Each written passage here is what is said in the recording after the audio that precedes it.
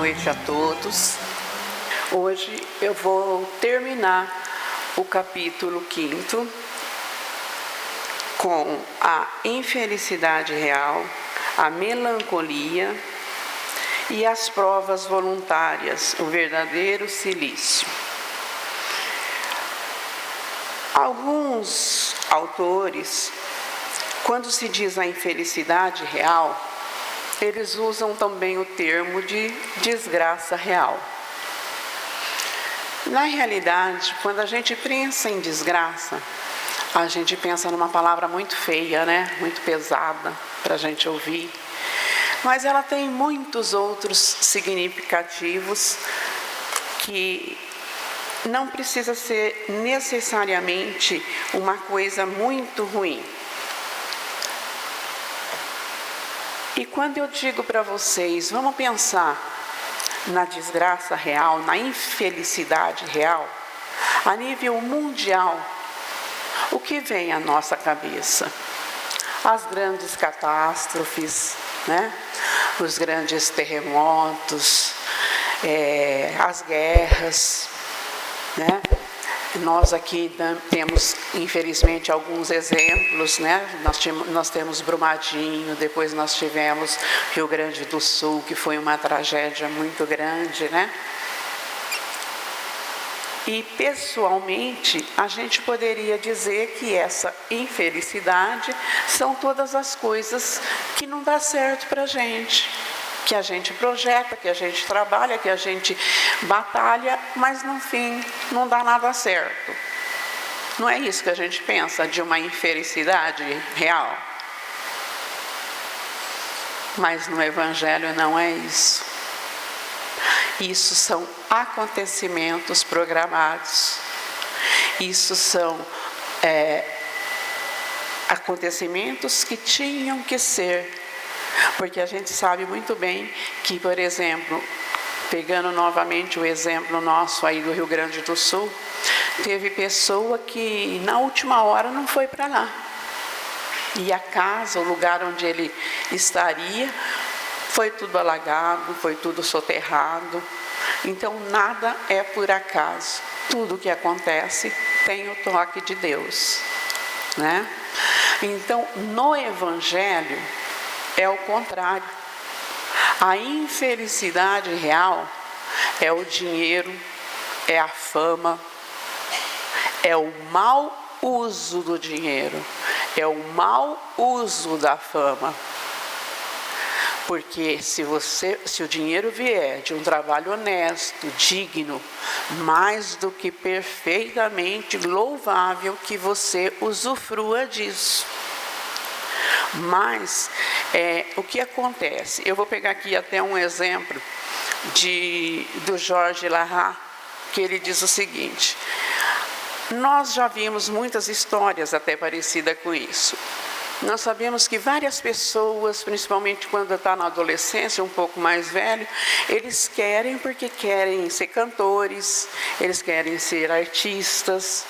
E aí eles batalham muito, principalmente os músicos. Eles gravam um CD próprio, eles vão vender nas esquinas, nas rádios, vai lá pedir, deixa o CD lá na rádio e vai lá ligando, pedindo para tocar o CD dele, né? Faz um trabalho muito grande para conseguir. Aí quando ele consegue, de repente dá um estouro numa música e ele vai lá para o sucesso. Não estou falando de todos, não é a regra, né? Nós sabemos muito bem disso, mas grande maioria o que faz? Quando ele se vê com a fama, com o dinheiro que vem fácil, e junto com isso, todos nós sabemos que vem vários vícios junto com isso. E ele não se tornou só um artista famoso. Ele se tornou um formador de opinião de crianças e adolescentes que passam a achar as atitudes dele como sendo uma coisa legal e como sendo uma coisa normal. Se ele agir corretamente, agradecemos essa atitude. Mas se ele agir de uma maneira que a gente vê muito por aí, né, gente? Uma maneira denegrindo a imagem do ser humano, da mulher, da família. As nossas crianças, os nossos adolescentes vão começar a achar que isso é legal, que isso é normal. Principalmente aquela criança e aquele adolescente que os pais não trazem para uma base de religiosidade. A criança que não tem religiosidade, ela está mais aberta a todo o processo de licitudes que existe por aí, né? Que está aí à vontade para quem quiser usufruir, né? E aqui ainda diz no Evangelho: mas a verdadeira infelicidade está antes nas consequências de uma coisa que na coisa em si. Não foi isso que eu acabei de dizer? Não é a conquista que é o mal, é o que ele vai fazer com essa conquista.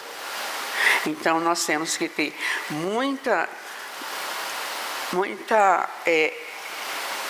responsabilidade sobre esses acontecimentos. Na pergunta 714 do Livro dos Espíritos, quando Kardec pergunta: que pensar do homem que procura nos excessos de toda espécie um refinamento dos seus gozos? O Espírito da Verdade responde: pobre criatura que devemos lastimar e não invejar, porque está bem próxima da morte. E na pergunta 714A, ele pergunta: qual delas? Qual morte? A morte física ou a morte? As duas.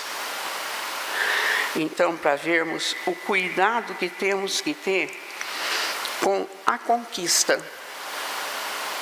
né?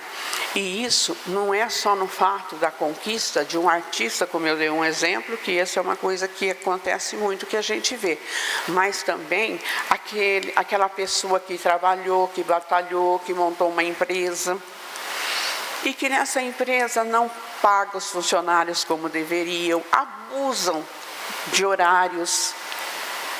Então, tudo que a gente fizer com as nossas conquistas e for para prejudicar, que não for para ajudar o irmão,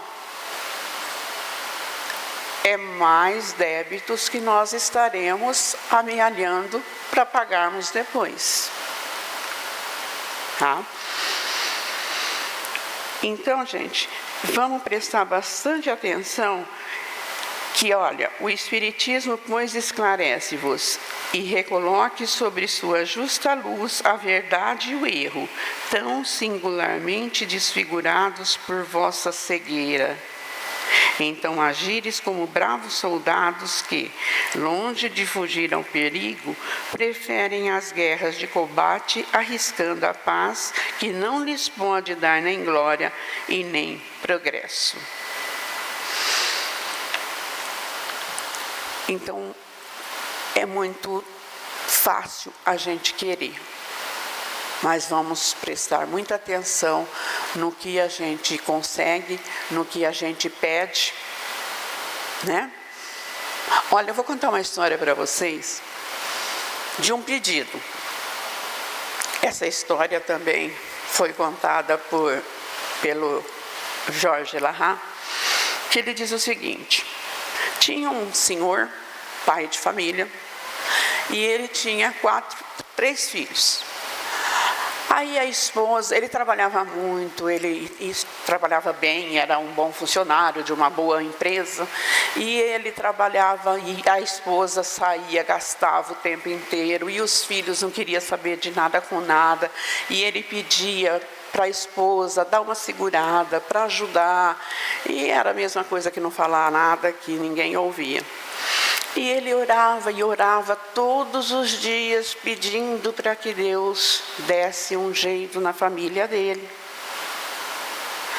Quando foi uma noite, quando ele acabou de fazer as suas orações, chegou um espírito até ele e disse: o teu pedido vai ser atendido. Deus lhe ouviu. Ele meio ficou até assustado, né? Será que eu ouvi bem, né? Será que é isso mesmo? Vamos aguardar, né? Vamos ver o que acontece. O que aconteceu? Ele não amanheceu. Ele desencarnou naquela noite. Aí se passaram alguns meses e ele volta à Terra. A mulher estava trabalhando não só dentro de casa, como também tinha arrumado um serviço. Todos os filhos trabalhando e ajudando na casa. Ou seja, tudo o que ele queria que tivesse acontecido com ele ali, ele não conseguiu. Então, qual foi a maneira que Deus viu para ajudar, para atender o pedido dele, para que os filhos seguissem um bom caminho? Tirou ele, que era o apoio da família, que era quem dava tudo para a família. É estranho, mas infelizmente foi a maneira que foi possível para a família toda tomar um rumo, né, na vida. Bom, gente, sobre a infelicidade real, eu acho que a gente entende muito bem, né? Que a gente tem que ter a consciência do que nós pedimos, do que nós queremos, porque nós temos que arcar com a consequência. É aquele velho ditado, né? A semeadura é livre, a colheita é obrigatória, né? Então agora nós vamos ver a melancolia. Quem de nós que nunca teve um momento de melancolia, né? A melancolia, ela é muito estranha, porque até hoje a gente meio que não consegue determinar ela, se ela é melancolia, aquele momento, se é um momento de tristeza. Mas, para vocês terem uma ideia, eu fui dar uma pesquisada na melancolia, desde quando que ela existe. Ela foi um dos primeiros sentimentos que foi trabalhado. Ela vem da origem grega, a palavra melancolia, a classificação de melancolia, ela vem desde Hipócrates, de 405 a.C. Depois, no ano 3 depois de Cristo, o Galeno, ele complementou essa teoria. Essa teoria era o quê? Era o humor dos seres vivos, dos seres humanos, que era classificado em bilis, amarela, negra, sangue e fleuma. O amarelo era classificado aquelas pessoas coléricas, aquelas pessoas muito difíceis de ser tratadas, né? A sanguínea era aquela pessoa bem popular, flexível, que está sempre bem, que está sempre trabalhando, pronto para fazer as coisas, tá? O fleumático é a pessoa serena, calma, tranquila. E a bilis negra era o melancólico. Então, de onde vem essa conjuntura já da melancolia? E aí, com o passar do tempo, foram vindo as outras discriminações, né? E nós chegamos no momento que quem de nós que nunca teve um momento, de repente você está parado em casa, está tudo certo, ou no trabalho, você não está com problema financeiro, você não está com problema no relacionamento, você não está com problema com os filhos, você não está com problema nenhum. Nenhum assim, né, gente? Porque sempre estamos com algum problema, né? Mas nada que aflige. E de repente você sente que falta alguma coisa. E você não sabe explicar o que é essa coisa. Este é o nosso momento de melancolia. Como espíritas, este é o nosso momento em que o nosso espírito está se lembrando que pode ser feliz, mas que a felicidade não está aqui. É por isso que ele olha, é por isso que ele busca, mas ele não acha o que fazer para tampar aquele vazio que ele tem. O que fazer para justificar aquele momento. E ele entender o porquê que ele está daquela maneira, né? Olha, sabeis porque uma vaga tristeza às vezes se apodera de vossos corações e vos faz achar tão amarga a vida. É vosso espírito que aspira à felicidade e à liberdade, mas que, solidamente atado ao corpo que lhe serve de prisão, em vão esgota esforços para dele sair. Porque não tem jeito, né, gente? A gente tem que passar por essa etapa, por essa encarnação, e fazermos o que pelo menos planejamos para a gente poder ter uma oportunidade de voltar um pouquinho melhor, né? De sair daqui um pouquinho melhor, voltar para o plano espiritual melhor. Gente, agora é o último item e é o mais complicado dos bem-aventurados aflitos. Nas provas voluntárias, que são o verdadeiro cilício. Bom, eu acho que muitos de vocês já sabem o que é cilício, né? Mas vou só dar uma complementada, porque às vezes a gente meio que perde. Cilício era como se fosse uma pulseira larga com pregos que os monges usavam, que eram para sofrerem, porque naquele tempo onde tinha a ideia de que quanto mais você sofresse, você melhor ficaria aos olhos de Deus, o que é completamente inconcebível, mas era esse o pensamento. Então eles usavam esse bracelete e conforme os movimentos, os pregos que estavam dentro iam entrando na carne. E tinha uma outra também, que também fazia parte do cilício, que era uma vestimenta também dos monges, que era feito de um material muito áspero, que machucava mesmo, conforme eles iam trabalhando no dia a dia, aquilo ia ruindo, entendeu? O que a pele. E nós temos por fim o que nós conhecemos, né, gente, que é essas pessoas que se autoflagelam, né? Que se batem porque acham que assim estão sendo benéficas a Deus com essas atitudes, né? E aí, o que acontece, gente? Não é válido de maneira nenhuma, nem as provas voluntárias aumentar. Tem muita gente que pergunta, se eu aumentar a minha prova voluntária, vai me render méritos? Vai ser melhor aos olhos de Deus? Vai, gente. Vai sim. Mas se você aumentou porque você quis e você não deu conta e aconteceu algum erro que não deu para completar, o problema vai ser teu e vai ser mais uma carga para você depois ter que pagar. Para Deus, o que interessa é que nós cumpramos a nossa missão. Eu costumo dizer o seguinte, nós viemos à Terra com um plano reencarnatório.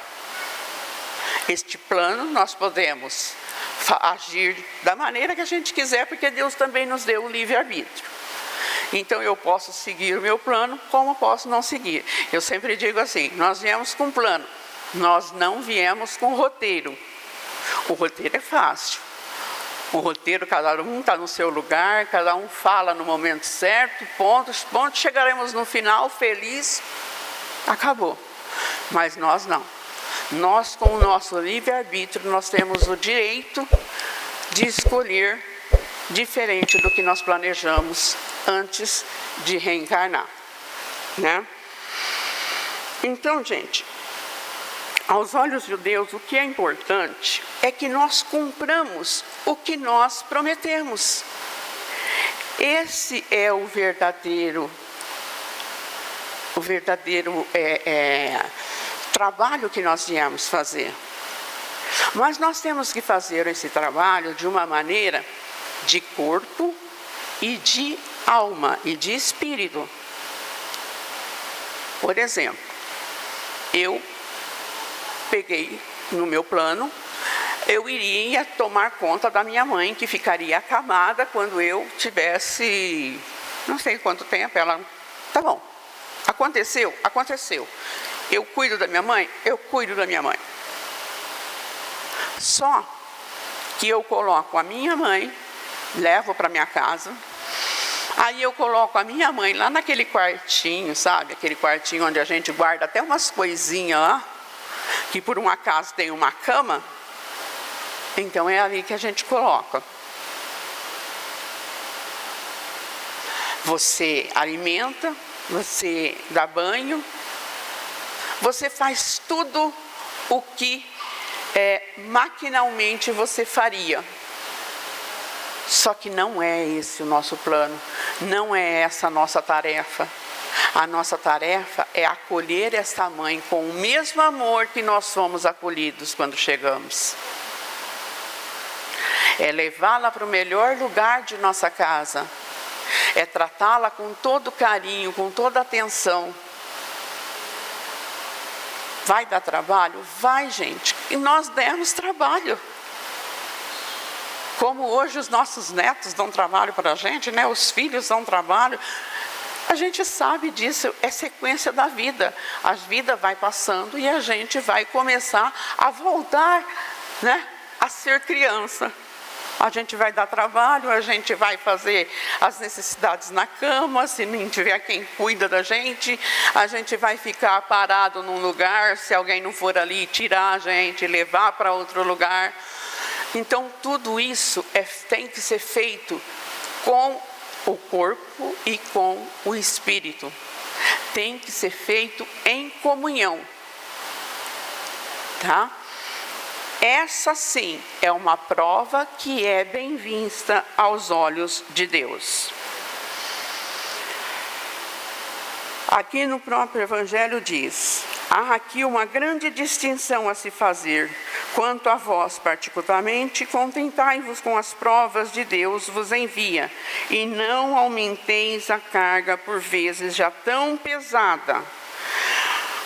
Aceitai-as sem lamentações e com fé, e tudo que ele vos pede, não enfraqueçais. Então, basta que nós cumpramos a nossa tarefa. Basta que nós façamos ela do jeito que deve ser. Mas vós que vos retirais do mundo para evitar suas seduções e para viver no isolamento, que utilidade tendes na terra? Porque, gente, a gente tem algumas pessoas que elas não querem cometer erros. Ela quer até ser uma boa pessoa, mas ela não vê como. Então, o que ela faz? Ela se isola. Isso não adianta, gente. Nós somos espíritos únicos, mas que convivemos uns com os outros. Nós todos somos uma grande família. Né? Então, não adianta eu me afastar. Outra coisa que podem pensar em fazer para aumentar a sua prova. Se você se colocar em risco, vai aumentar a sua prova? Só se for para beneficiar o irmão, para você não. Se eu ver que eu tenho que estar uma pessoa numa situação difícil, por exemplo, uma pessoa entrou no rio e está se afogando. Eu sei nadar, mas eu não tenho certeza se eu vou conseguir tirá-la. Então, mesmo tendo o perigo de repente, eu me afogar, eu entro para salvá-la. E acabo por desencarnar. Aí existe mérito. Porque aí esse meu desencarne foi para salvar o outro. Não foi para mim. Não foi para aqui. Por exemplo, está tendo um tiroteio. Em São Paulo tem muito isso, viu, gente? É umas coisas absurdas. Você olha, você fala, meu Deus do céu, o que esse povo pensa? Está tendo um assalto a banco, aquele monte de curioso na frente.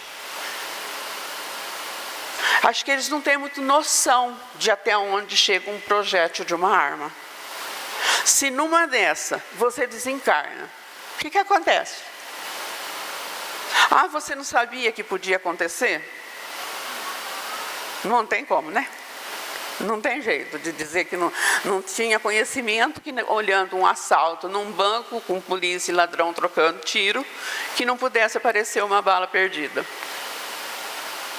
Né? Então, neste momento, a gente tem que pensar muito em aumentar as nossas provas e em pôr em risco a nossa vida. Agora, tudo isso, gente, infelizmente, nos leva a problemas mais sérios.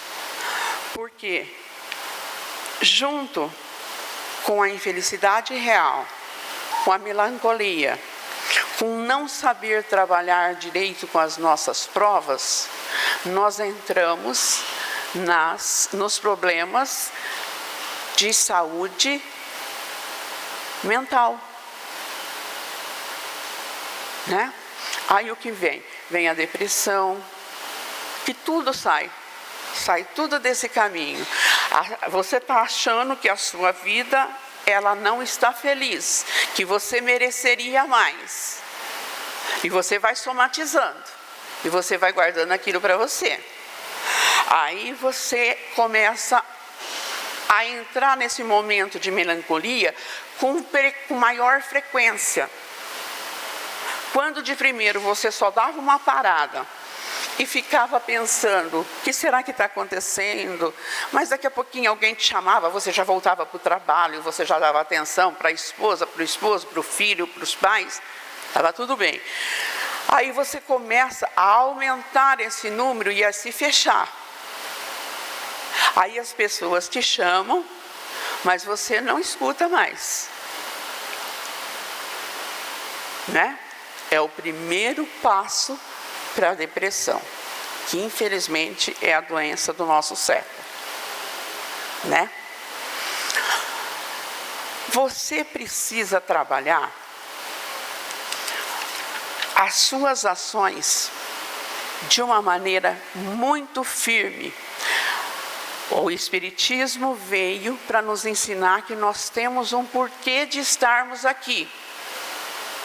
Mesmo nos momentos mais difíceis, nós sabemos por que nós estamos aqui. Nós estamos resgatando falhas e erros de até 30, 40 encarnações passadas, quiçá muito mais. Né? Então, temos que nos dedicar ao trabalho, aos estudos. Ser espírita, gente, é uma chance única, com o conhecimento que temos, que a nossa vida é eterna, que nós não morremos. É a chance que nós temos de estudar, de nos fortalecer.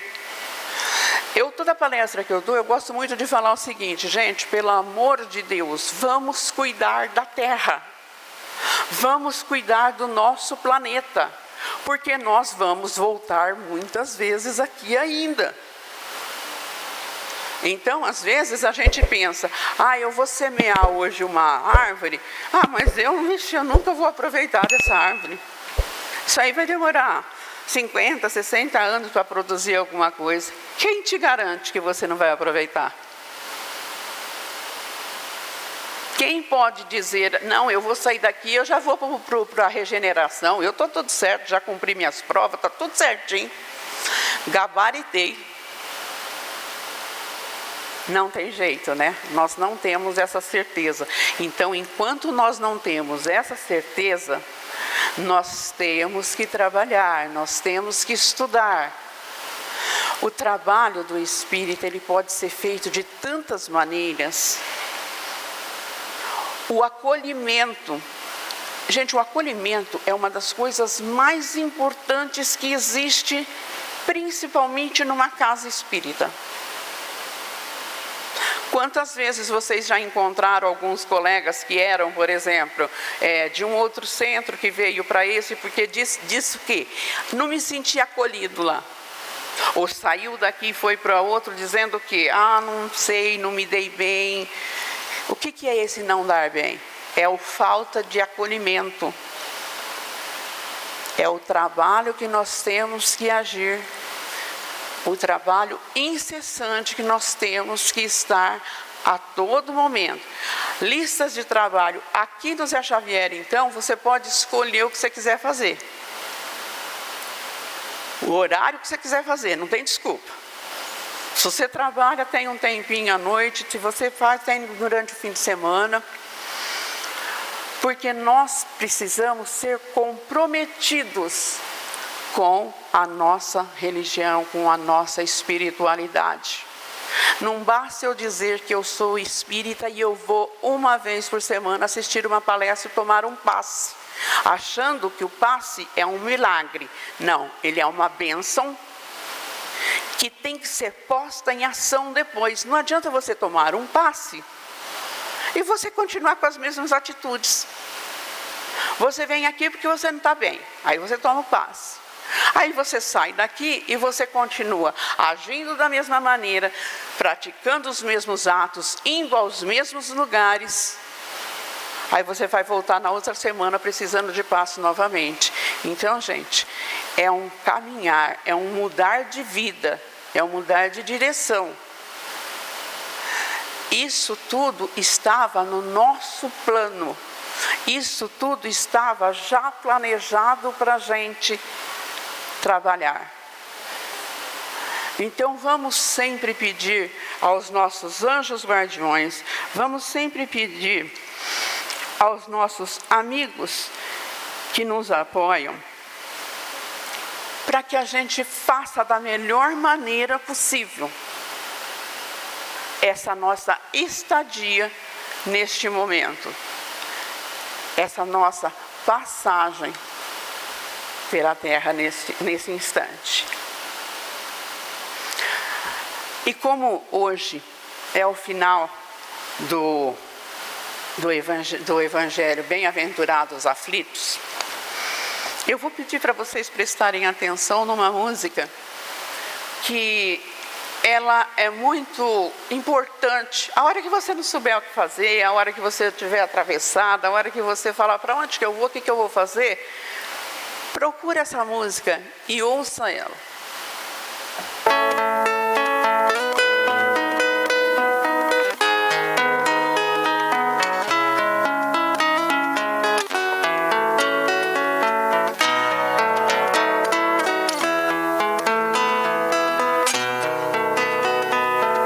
Vamos, Jesus, passear na minha vida.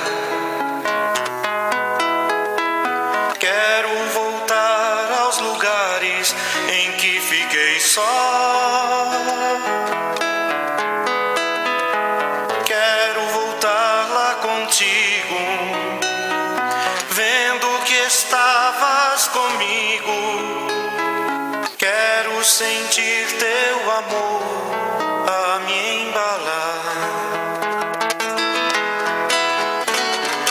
Cura, Senhor, onde dói. Senhor, bem aqui, cura, Senhor, onde eu não posso ir. Cura, Senhor, onde dói, cura, Senhor, bem aqui, Senhor, onde eu não posso ir. Quando a lembrança me faz adormecer, sabes que a espada da dor entra em meu ser. Tu me carregas nos braços, leva-me com teu abraço. Sinto minha alma chorar junto de ti. Cura, Senhor, onde dói. Cura, Senhor, bem aqui. Cura, Senhor, onde eu não posso ir. Cura, Senhor, onde dói. Cura, Senhor, bem aqui. Cura, Senhor, onde eu não posso ir. Tantas lembranças eu quero esquecer, deixa um vazio em minha alma e em meu viver. Toma, Senhor, meu espaço, te entrego todo o cansaço. Quero acordar com tua paz a me aquecer.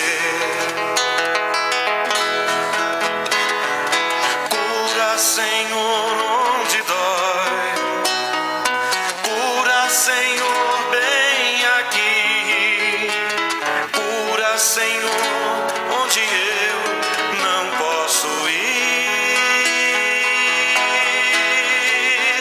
Cura, Senhor, onde dói. Cura, Senhor, bem aqui. Cura, Senhor, onde eu não posso ir.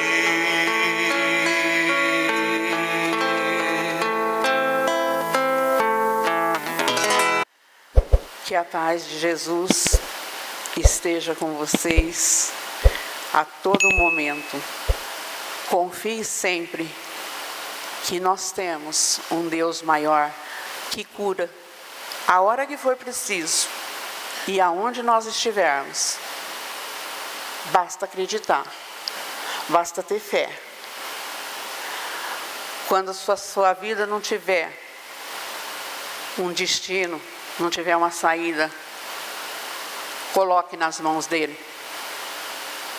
Talvez ele não te dê o que você queira, mas com certeza ele vai te dar o que você precisa. Muito obrigada. Boa noite a todos.